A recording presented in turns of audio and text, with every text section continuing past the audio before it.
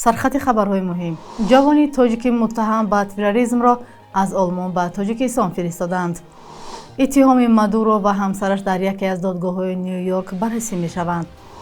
مقامات روسیه گفتند که سال گذشته مهاجران را کمتر راندند.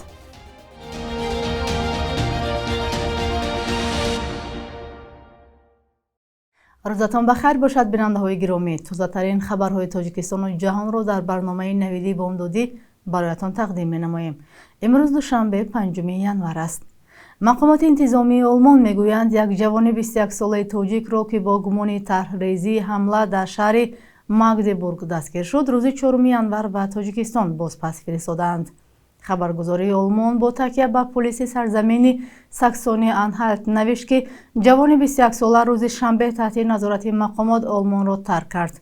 مقامات امنیتی آلمان بر این باور بودند که شهروند تاجیکستان نقشه صادر کردن یک حمله سخت خشونت‌آمیز را در سر داشته است. بر اساس قانون‌های آلمان نام و نسب متهم به جنایت را نگفتند. این جوان را نیمه‌های دوم ماه دکبر در ماگدبورگ بازداشت کردند و با هدف جلوگیری از حمله احتمالی به ازدحام مردم در بازداشتگاه نگه می‌داشتند.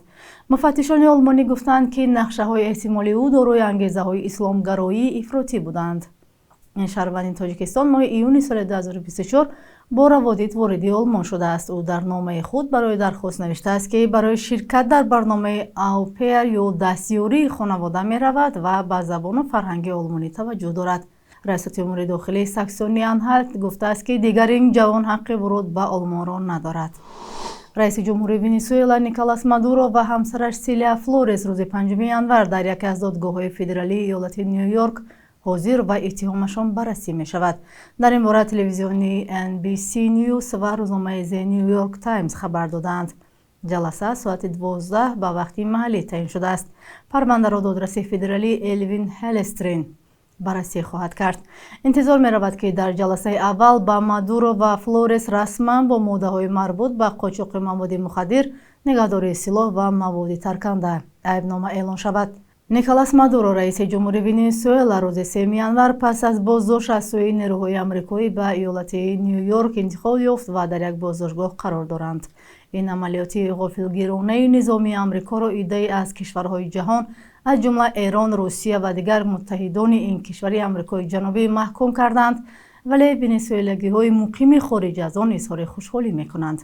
دونالد ترامپ رئیس جمهور آمریکا هنگام شرح عملیات نظامی در یک نشست خبری گفت که ایالات متحده موقتاً مدیریت ونزوئلا را تا زمان یک گزارش امن، مناسب و عاقلانه قدرت برداشت می‌گیرد. هنوز دقیق نیست که منظور ترامپ از اداره کردن کشور چیست. مقامات انتظامی روسیه گفتند که اخراج مهاجران کاری و یا در عموم خارجیان از خاک این کشور در سال 2025 تقریباً 25,000 نفر کمتر شده است. خبرگزاری روسی اینترفاکس با تکیه به اطلاع دادگاه‌های روسیه نوشته است در 11 ماه سال 2025 از قلمرو روسیه 54,000 خارجی و افراد بدون شهروندی را بیرون راندند، ولی این رقم در 11 ماه سال 2024 79,000 نفر را تشکیل می‌داد. با نوشته اینترفاکس، فرمان رئیس جمهور روسیه برای تمدید کردن مهلت قانونی کردن حضور خارجیان که 10 سپتامبر به پایان رسید، سبب کاهش اخراج و یا دیپورتاسیون مهاجران شده است. در روسیه بنا به آمارهای گوناگون تقریباً 1 میلیون نفر از اهالی تاجیکستان کار و اقامت می‌کنند. سال 2024 به گفته مقامات رسمی بیش از 30,000 مهاجر تاجیک را از روسیه اخراج کردند. در تاجیکستان سر از امسال هر کسی که برای حل مشکل به فالبین، جادوگر یا ساحر مراجعت می‌کنند، اگر به دست مقامات انتظامی افتد بیشتر از 4,500 سومونی و یا تقریباً $500 جریمه می‌شود.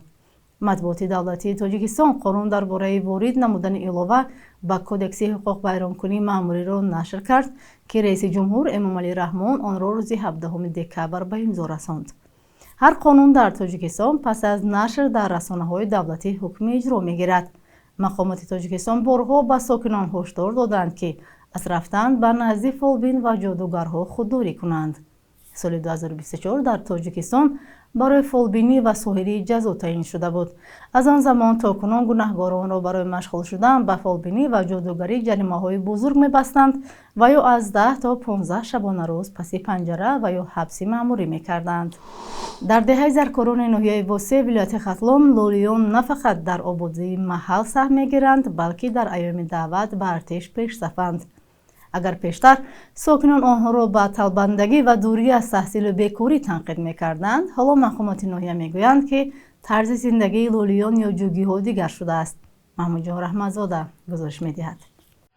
زرکاران دهه لولینشین در ناحیه وسیع ولایت ختلان پیشتر ساکنان آن را به طلبندگی و دوری از تحصیل و بیکاری و بی‌سندی تنقید می‌کردند. حالا مقامات ناحیه می‌گویند که طرز زندگی لولیون یا جوگی‌ها دیگر شده است. آنها نه فقط در آبادانی محل سهم می‌گیرند بلکه در ایام دعوت به ارتش پیش صفند و سطح سوادشان نیز بالا رفته است. شما باور میکنید در همین ورزشگاه همه درصد زیادی کارگرها حسابی امو بود. اینا شما ببینید هر سال ایامو دیگه 10 نفر خدمت حربی قطعی ایامو قشلاقشون قطار میشوند 10 نفر میاد پرچم تاجیکستان را گرفته راست و این کمان میاد که ما 10 نفر مثال میریم خدمت میکنیم. اشاره جمشید شریفزاده به ساختمان ورزشگاه مرکزی ناحیه است که در دهه زرکاران جایگیر بوده 22,000 کس را میگنجاند. آن را با 69 میلیون سومانی از سال 2017 تا 2025 ساختند. ولی لولیون در ناحیه وسع برای تمرین فوتبال میدانی علاهیده و دسته خود را دارند. میگویند گاهی با لولیون شهر و ناحیه‌های دیگر وارد مسابقه میشوند. در شهر ترزوزاده بازی کردیم، او را مغلوب کردیم. اینا بود در ناحیه وحدت در شهر دوشنبه بازی کردیم. خیلی ما هم میخوایم بازیگر باشیم، ورزشگر باشیم. اینا بریم در کماد هلبوک بازی کنند. دهه زرکاران در ناحیه وسع یکی از محل‌های کلانترین لولیون به حساب می‌رود. حالا ورزشگاه مرکزی، میدان پرچم و نشان و چند انشاءات دیگر ناحیه در اینجا جایگیر است. کوچه‌هاشون نخشون سنگ ریختن، هوار کردن، مثال چی کردن، علاقه اوام خیلی اوام 250,000 اولی ناحیه وسع میداره، اوام انسانن، اوام مثال ما دستگیریشون میکنیم. این مثال خواننده‌هاش در فروغ سوق دانایی اشتراک میکنن. تو همین درجه را ما رسونده که میان اشتراک میکنن، علاقه سطح ولایتی را اشتراک میکنن. لولی‌ها یا جوگی‌ها در تاجیکستان بیشتر در شهرهای حصار، وحدت و پنجکن و ناحیه‌های رودکی، ورزاب، وسع، جلال‌الدین بلخی و باباجان غفور زندگی می‌کنند. تعداد آنها نه کمتر از 15,000 نفر گفته می‌شود. در گذشته بعضی از کارشناسان و نمایندگان سازمان‌های خارجی از وضع لولیون در تاجیکستان از جمله دور ماندن فرزندان آنها از تحصیل ابراز نگرانی کرده بودند.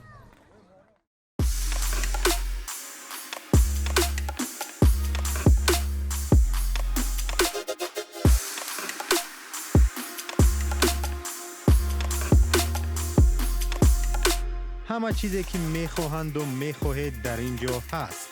تازه ترین اخبار، گزارش های ویدیویی، شرح حادثه و تحقیقات ژورنالیستی. زمینه رادیو آزادی را نصب کنید و همه این را با انگشت زدن به تلفن هوشمند خود به دست بیارید. گروه‌های حامی حقوق انسان روز یکشنبه خبر دادند که در یک هفته تظاهرات و ناآرامی‌ها در ایران کم از 16 نفر کشته شدند. تظاهرات گسترده که بنابر سبب افزایش تورم آغاز برخاست در سراسر کشور پهن گشت و به برخورد میان تظاهرگران و نیروهای امنیتی کشید. در دوامی هفته هم رسانه‌های دولتی و هم گروه‌های حقوق بشر درباره کشته شدگان و بازداشت شده‌ها گزارش دادند، ولی آمار آنها از هم فرق می‌کند. اعتراض‌های نو بزرگترین تظاهرات در ایران در 3 سال گذشته است. اگرچه در مقایسه با آشوب‌های گذشته که جمهوری اسلامی را به لرزه آوردند خردتر به نظر می‌رسند، ولی در لحظه حساس صورت می‌گیرند. در زمانی که اقتصاد ایران احوال بدی دارد و فشارهای بین‌المللی به کشور افزایش یافتند. دونالد ترامپ پرزیدنت آمریکا تهدید کرد که اگر مقامات ایران با اعتراضگران زورآوری کنند به کمک آنها خواهد شتافت. این هشدار باعث تهدیدهای جوابی مقامات بلندپایه ایران علیه نیروهای آمریکایی در منطقه شد و آیت الله علی خامنه‌ای رهبر معظم ایران گفت که این کشور تسلیم دشمن نخواهد شد. در بخش یک روز تاریخ شما را با آخرین تحولات تاریخی برای امروز 5 ینور خبر می‌دهیم.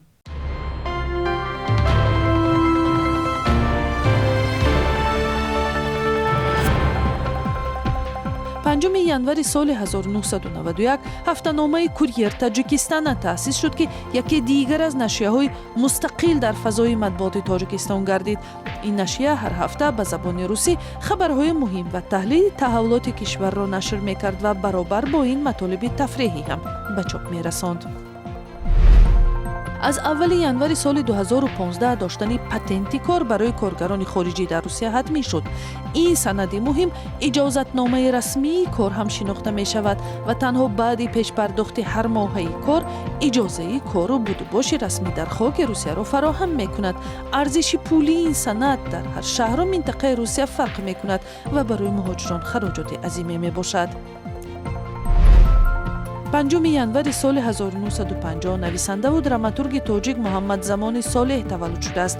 ӯ 58 сол умр дид ва чандин асар аз ҷумла романҳои Муҳаммад ва Куруши Кабирро нотамом гузошт, вале тавонист аз худ асарҳое мисли Сарви Кишмар ва Девори Хуросонро боқӣ гузорад, ки дар сабку услуби тоза иншо шуда масоили таърихиро бо киноя аз замони муосир бо муваффақият омезиш диҳад.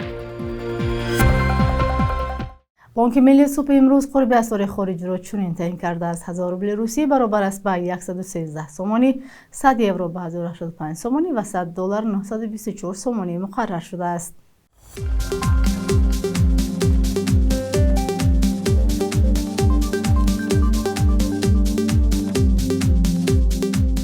بینندگان عزیز، اینجا رسیدیم به پایان برنامه. با شما تا فردا خداحافظی میکنیم. خیر.